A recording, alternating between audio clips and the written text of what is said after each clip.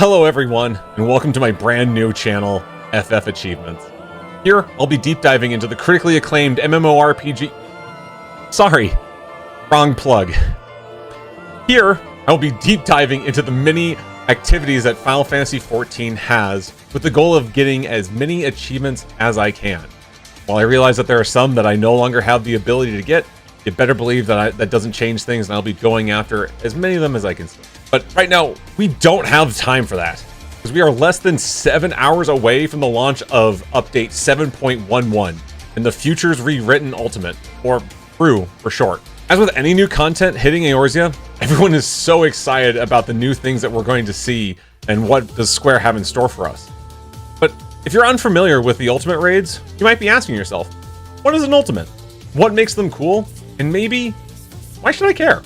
That's what this video is here for. Is to kind of help you get a little bit of a brief introduction to what Ultimates actually are without going into too much specific details.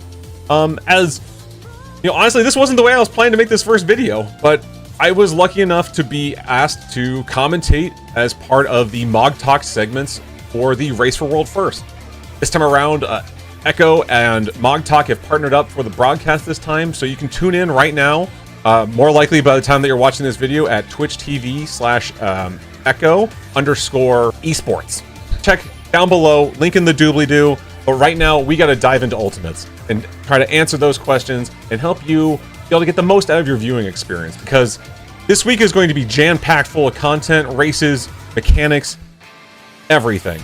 But for those of you who are just getting into Ultimates or a bit of that higher tier raid content, that's what this video is here to help you. You know, just to be able to dip your toe in and to be able to enjoy things as everything progresses this week. So to answer that first question, what is an Ultimate raid? I think we first need to understand the scale of difficulty that is present in Final Fantasy XIV.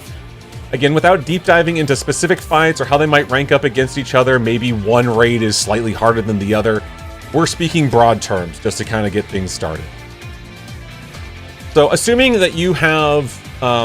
you know, at least you made it to endgame or you've made it decently far through Final Fantasy story content, you should already have a brief idea of how things kind of stack up.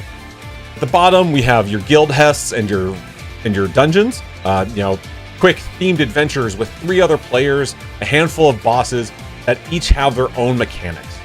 A step above that, you have your trials and their extreme variants, or EX.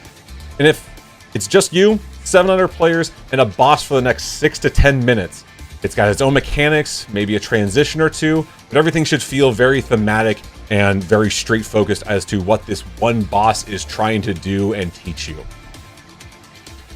Then you have the raid tier. And the most recent one is the Arcadian. Each turn contains 4 individual fights that last around 8 to 12 minutes apiece. So again, much like a trial where it has that one boss, the handful of mechanics that it's going to teach you, that's present as well in the raid, but it's a bit more higher scale. The mechanics might come a little bit quicker, the damage checks might be higher, your tanks might be getting hit a lot harder. So it's about, you know, this slow progression up. Things are getting more and more difficult, and the more that you know your class and the more that you work with your group or you're learning the fights through Party Finder, these become a bit easier. And now we turn the heat up a little bit more as we dive into Savage raids. And now, if you've watched Mog Talk in the past, or if you managed to, you know, catch me commentating over these, this is the most common thing that you'll see the races for World First. It's where things start to get really a bit more difficult, and where that progression, that ability to, you know, solve puzzles on the fly really starts to come in. Because with Savage raids and Ultimates, you have the Race for World First, where teams of people are showing up, streaming progress or progressing offline, in the goal to be that first team to be able to clear that last boss. For Ultimate raids, it's, you know, clearing the Ultimate raid as a whole, where for these raid tiers, it's you have to complete 1 through 4, and it's a challenge all the way through. Some people may struggle on the second boss, others might struggle on the third. It varies from tier to tier. But the thing to take away from this is how we kind of get from regular to Savage. And that is all thanks to our friend, the Wandering Minstrel. As we tell him our stories, he then recounts it in a slightly different way as a way to jazz it up for his listeners, to make us sound like a much more epic hero And then we go into the encounter and actually beat the stories that he is then telling. So where maybe you have one mechanic, you're able to heal up and get a little bit of breathing room. The Savage might not give you as much time to think, not as much breathing room after a mechanic. Maybe your damage checks are a little bit higher. Maybe your tanks are getting hit even harder. There's a lot more that a Savage raid can ask of a player than it can in normal or a regular trial. But that's, again, we're just slowly stepping up the progression here. We're getting harder and harder as you get more and more comfortable, and as everything starts to kind of slow down, which is one of my favorite parts about a raid. Is after you experience a mechanic enough times, you figure out like, oh, I understand it now, and everything starts to slow down a bit. So after you have managed to progress through a Savage raid tier where you've taken down the new versions of those fights, there are new mechanics, more damage, and more rewards, we finally reach Ultimate Raids. Oh, hold on. Editor Nick here. I miss talking about Criterion dungeons in this list. If I was to quickly gauge these, normal Criterion dungeons are around the same difficulty as a regular dungeon, if not maybe a little bit easier for some. You have their another variant, which is, their same name plus another, which is around the same difficulty as Savage Raids. And then you have the another Criterion dungeon named Savage, which can be around the same difficulty as Ultimates. Again, without, mixing them in between of one's more difficult than this Ultimate, blah, blah, blah. That's where they sit. They're a great little stepping stone. But back to the video. They're around 20 minutes long with numerous mechanics, multiple phases, and all centered around a specific set of trials, or in the case of Fru, a raid series. Our favorite minstrel tells us a new imagining of the fights while spinning a sort of what if along the way. These encounters are packed to the brim with nostalgia, new mechanics, strict timings, and hidden puzzles. This often means that a poorly timed death spells the end of the attempt, and this could reset that fight timer from 15 minutes back to 0. And having progressed through an ultimate, or progressing an ultimate right now, it definitely can be a little bit disheartening, but that's part of the process. It's about making it to that next point. Much like a Souls game where it's not about it's about beating that boss, but it's not like, oh, I failed this many times. It's about what you learn and what you take away. That tells you a little bit about the difficulty of an ultimate, but what actually makes an ultimate fight? Like I said, it's taking some of the bits from that given raid tier and kind of weaving everything together in a new story. But that means taking a boss such as Uwu, or the ultimate weapon refrain. You have the 3 primals of Titan, Garuda, and Ifrit, and then ultimate weapon itself. So you have kind of these moments that take a fight like Garuda, where you think of her tornadoes, the feathers, the plumes. Those are all present. Titan, his jails, the landslide line knockbacks, that's also present. Ifrit, he has his nails and his dashes and the eruptions. These things are also all present in the ultimate. But it's about kind of distilling the fights that they choose to kind of weave and build into this ultimate fight. It's about making these mechanics work together while also still kind of hitting what makes that original fight itself at its core. And while that may change and kind of be seen through a different lens now that we're deeper into an ultimate fight, maybe this what if story is being telling us something new. You might have a different version of that mechanic, but it's still meant to harken back, give you a little bit of that nostalgia for that fight you used to progress, or you might be experiencing for the very first time. I'm sure that we'll see some mechanics in Fru that are going to make people absolutely want to pull their hair out just at the name of Fights Rampant. So now that we know how an ultimate stacks up in terms of difficulty and what they are, let's try to answer the question, what makes them cool? Now, I think I kind of already got ahead of myself, but we need to understand that the term, cool is subjective. And so there's going to be many different answers. Still, there are overlaps for numerous fans and from all sorts of perspectives. The first common answer that I think you will hear is the difficulty.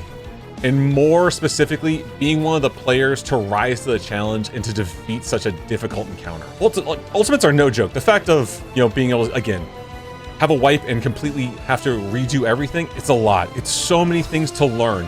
Look at a speedrunner and how they have to map out an entire game, understanding here's what I need to do by this minute. By now I need to do A, B, C, D. You're thinking through the same thing. You have a whole timeline of what that fight is going to show you, and you need to be ready to adjust, to move into a spot. And it's a lot of work. But the goal of beating something that difficult is just, it can be addicting. Another answer that you might get is wanting to see everything new that the Minstrel has made for us. What new things have they mixed into this Ultimate? What story does it tell? Are there cool cutscenes?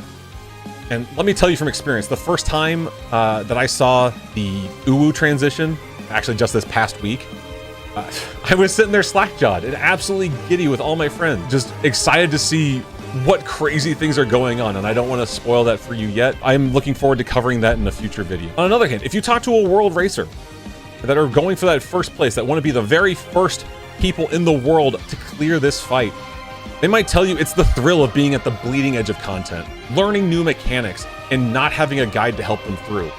While many teams have a 9th and 10th man that are on the outside of the fight, sitting there looking at screenshots, trying to figure out what the next mechanic is, while the main team is trying to hammer down all the specifics. How did they get from point A to point B in this case? And then they need to progress on further. It's about kind of cleaning up as you go and really getting your reps in so that everything up until that new mechanic is working perfectly. So if there is a change that needs to be made, you have a bit more freedom to make that change. Think about those times that you've spent solving a complex puzzle and the thrill of racing others who are trying to solve that same puzzle. Ultimates and the races that come with them provide that opportunity to showcase your prowess with your given job, as well as your team's ability to problem solve on the fly. And that's not something that you're able to get in a lot of other content. Even speaking to the duration of the fight, this is the only place for long form content. While Criterion dungeons do offer a similar timeline, I think you get a bit more breaks in that. Having cleared another Aloha Savage, you have time where you can breathe, you can reset, you can mentally compose yourself. But in an Ultimate, you don't always get that. And having the opportunity to show again how good you are at a given job, there's nothing else other than the Ultimates that provide you that. But again, if you're wanting to see this firsthand and what these races have in store, then head on over to twitch.tv/echo_esports. The link is in the description for 24/7 coverage from Echo and the Mog Talk team. You might even catch myself later this week on Saturday night. I'll be there live. You can check my Twitter, as well as I just joined Blue Sky. Again, links down below. The last and certainly not least, the thing that makes Ultimates so cool is the rewards.